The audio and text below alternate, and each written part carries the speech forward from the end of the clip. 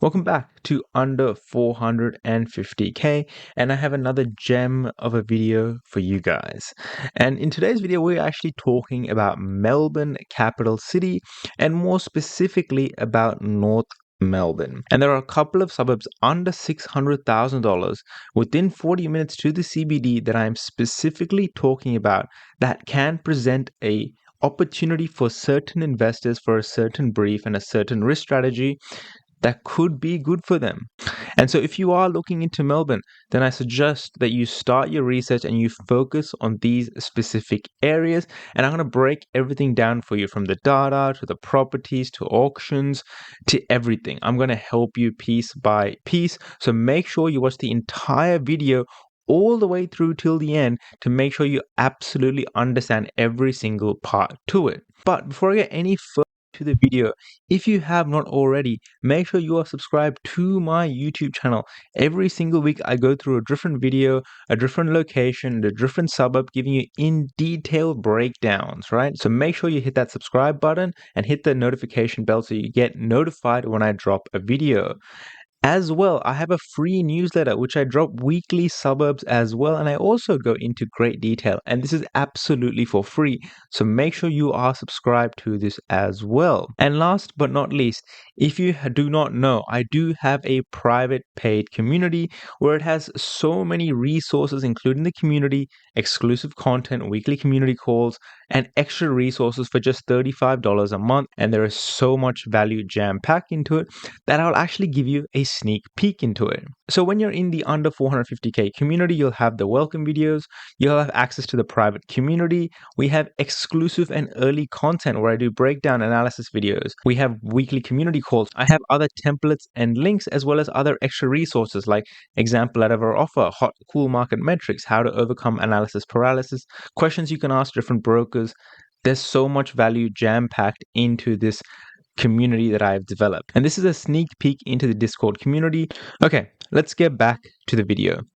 Now, what I'm talking about is North Melbourne, and the specific suburbs I'm talking about, it's actually shortlisted of certain metrics that I've explained in another video, and I do have a discount code for hashtag as well, which will be on the screen, but I've put those same metrics in and I've adjusted the yield slightly, and what we get is the hot markets or the warm to hot markets within the Melbourne area or Melbourne CBD, because I've put in Greater Melbourne as my filter, as well as my metrics, and this spits out certain suburbs, and they include, and what I've actually done is I've actually ranked them by affordability index, because that's just how I like to do it. It's just a fun little thing I do. And what we get is Jacana, Coolaroo, Dallas, Broadmeadows, and Campbellfield. And the very interesting thing that you'll notice about these suburbs is that it's forming what we call a cluster of activity, a cluster of suburbs. And all you have to do is just look at the map. We've got Broadmeadows, we've got Jacana, we've got Coolaroo, we've got Dallas, we've got Campbellfield. And this is all within the $100,000 to $600,000 range. And if I add it to $700,000, we get West Meadows, Meadow Heights. And guess where West Meadows and Meadow Heights are? Right? You get West Meadows and Meadow Heights, just nearby to these other suburbs as well. So what we can see is that we can already see a cluster of activity within North Melbourne where people are targeting, where prices are starting to increase in these areas. And this is where you should be focusing on. And I'm going to go further into detail of these suburbs as well. Let's open up Jacana, for example. 575, 3.79% yield, good infrastructure spend. And what we can see is that over the past year, it's had negative growth, so no growth at all, basically. And it's had a rocky history of ups and downs, which is never good to see, right? You can definitely see it hasn't been a popular suburb in recent times, especially with two downtrends as well. And what we can start to see here is the socioeconomic scores, the rented to owner-occupier ratio, as well as affordability. Under 40 years is pretty good for Melbourne, quite frankly. And we look at stock on market. Stock on market is very low, 0.33%. Days on market sitting at 46 days. Now, this is increasing in days, but not by much. It's still around the 40 days, which means it's selling close to within a month of it being listed. And that's very, very quick with a low vacancy rate as well. And hold period is quite good at 11 years, and building approvals is very low. That's Jacana. Let's look at Coolaroo. Dallas and Broadmeadows, very similar in terms of price point, and again, a bit of a rocky history with barely any growth in the past year or so. Low socioeconomic score, good rented to owner occupier ratio. Affordability is a bit higher, closer to the 45 years, but once again, very, very low. Stock on market is extremely low. Days on market is also low. This is close to selling under a month every single time, and vacancy rate is absolutely low. And the really good thing is we can see that rents are rapidly rising. That's a huge plus. 15% rent rises is huge. Let's have a look at Dallas. Dallas, $529,000. Again, a little bit of growth, not much at all. Again, very low socioeconomic score, but good rented to owner occupier ratio and closer to that 45 years. Again, within Dallas, we can see stock is slightly dropping, but compared to a couple months ago, it's at the same point, and days on market is still very, very low. Inventory is falling, vacancy rates at all-time low, and very similarly to the other suburb, rents have increased, 14% increase in the past year, which is just ludicrous. Let's have a look at Broadmeadows. Very simple, great infrastructure spread, 18 grand. Indicative yield is rising, median rents are rising. Okay, so Broadmeadows is one of those suburbs that I would be staying away from because the rented to owner occupier ratio is 49%, which means it's heavily dominated by investors and it has a very low socioeconomic score. So both of those two combined tells me it is in an area where owner occupiers generally want to live. And we want to be investing into areas where owner occupiers are living and where they're the ones driving the market. That gives you a little snippet into the areas of Dallas, Coolaroo, that North Melbourne specific area where the data is pointing us to, where activity is happening. So from the data side, this is the sort of suburbs that I'll be starting to look into. That includes Dallas, that includes Coolaroo, Campbellfield, Jacana. These are the suburbs that I'll be starting to look into. However, I would also start to look into suburbs nearby like Meadow Heights and Roxburgh Park, just as a sort of way to try to understand what is happening within this area that is causing this growth to occur or this increased activity to occur. And when more people start talking about Melbourne, you'll notice something interesting. Melbourne isn't like any other state. They do two things very, very well. They underquote how much a house should be sold for, and everything goes to auction, especially when activity starts to pick up. They want things to be sold at auction. And if I actually put this back down to a list view, and you can just see the filters I've put for 600k, 3 bedrooms and above, a house within Broadmeadows, including surrounding areas. But let's change that to, say, Coolaroo. Okay, so in Coolaroo, you can see this first property is going for auction. Wow, this second property is going for auction. Hell, this third one is going for auction. Oh, another one for auction. So these properties are barely being sold privately. It's almost impossible to find properties within Melbourne that are actually sold under private sale. Now, as an investor, and I tell this within my private community, it's not good to go to auctions because there's a lot of emotional buying.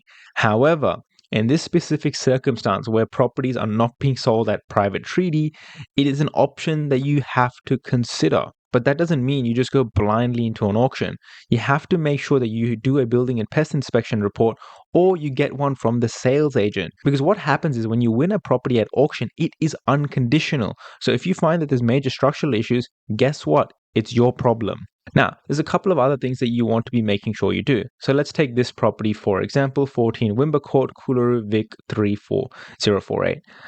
Let's just say we get the price of $575. You can see it's a nice, renovated interior sort of property. We want to be making sure that we run the numbers very carefully and very properly because you want to see how much in the negative you are or what the sort of situation you're facing is.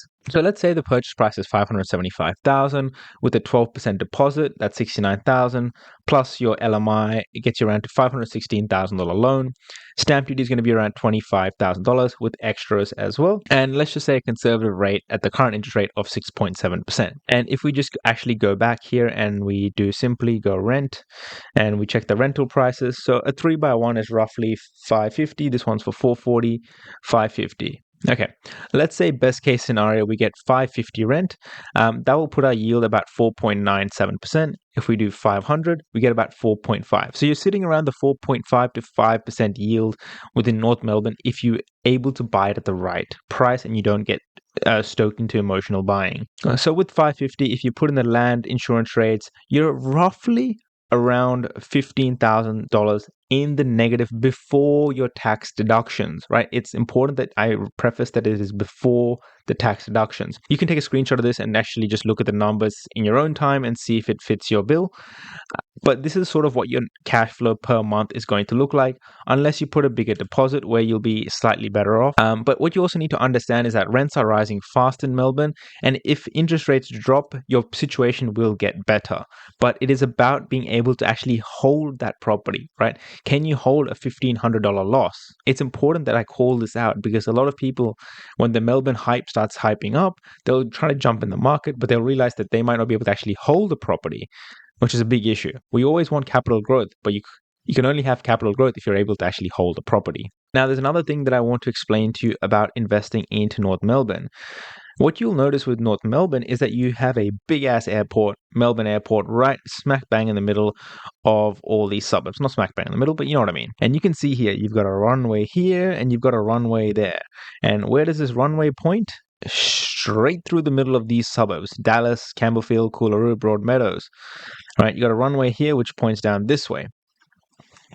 So this does have an impact on these suburbs around here. So what do?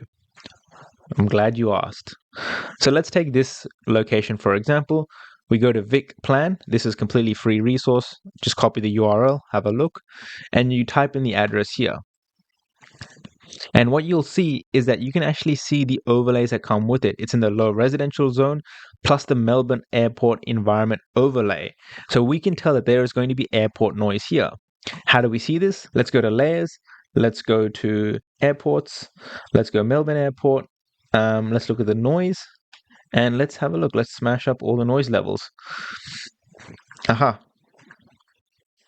And here we can see where all the noise levels for Melbourne in these suburbs are. So if this was me looking at this property, I would be less interested in buying this property. And there is a specific reason why. And it's because it falls under this airport overlay zone, or it's very, very close to. So it is very likely this property will have airport noise that impacts it. What does that mean? It could mean your property will go for rent less, or it could have less capital growth because it is in a well-known airport zone. And let's be honest, this is not going to change anytime soon. When the airport runway is there, it's set. So I hope that helps in sort of understanding flight paths and the fact that if you look in these North Melbourne areas, you got to be careful of this, right? You have to be careful of this. Now, there's something else I want to explain about North Melbourne in general, especially these suburbs that I'm talking about, including Broadmeadows, Dallas, Coolaroo, Campbellfield, etc.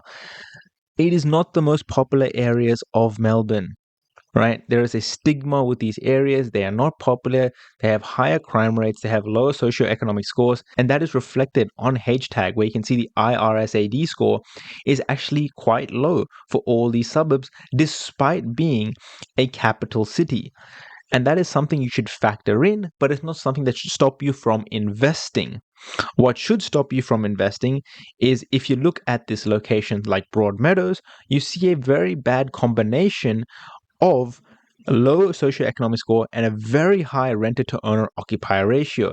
That tells me owners don't want to buy and live in this area. They just want to rent here because it could be convenient, for example. And I'm not going to sit here in this video and explain to you exactly all the things wrong or the high crime or the gangs or the violence among North Melbourne, but that's something you have to do research and have to factor that into your risk appetite. But I do want to preface this by saying Townsville in far north Queensland has very high crime rates. Armadale is a low socioeconomic area within Perth, but had some of the most staggering growth in house prices. This is something to be aware of, but this is not something that should stop you from investing into that area. What should stop you is this renter to owner occupier ratio. That to me is a huge red flag. H-tag also calls it out for you. It's in bright red. Now, I actually want to sum up this video in a nice round way and say, what type of investor is this location for? It is for the investor who is ready to hold the property for the next 12, 24 months in possibly negative cash flow, who is happy to wait for growth, who can possibly account for the $1,500 cash flow loss, right? Who's happy to wait for the next full growth cycle of this location. It's not the perfect ideal situation like you find in Perth or far north Queensland, but those areas have grown significantly. So we as investors have to start looking at different areas and assess the pros and cons of what the area is. And what if you can't afford the property or the house for $600,000 or $650,000? You start to look at townhouses. Townhouses is still a good option, right? So if you can't afford it and you have a lower risk appetite and you stick to a capital city, but you only have a budget of $500,000 or $550,000, you should consider townhouses. Now, there is something I want to call out with Melbourne. There are other locations, like in this area, where you can buy properties for under $500,000, but there are problems. There's a huge amount of supply, there's infinite land, and Melbourne is super well known for its urban sprawl. They just keep on building out and out and out and out, and they don't have the infrastructure to support it. It is a huge issue. And they keep doing the same thing with Craigieburn and Mickleham, and they keep building. And I know for a fact that buyers agents are pushing these people to these areas. Please, please, please, and I beg you, please be aware of them, right?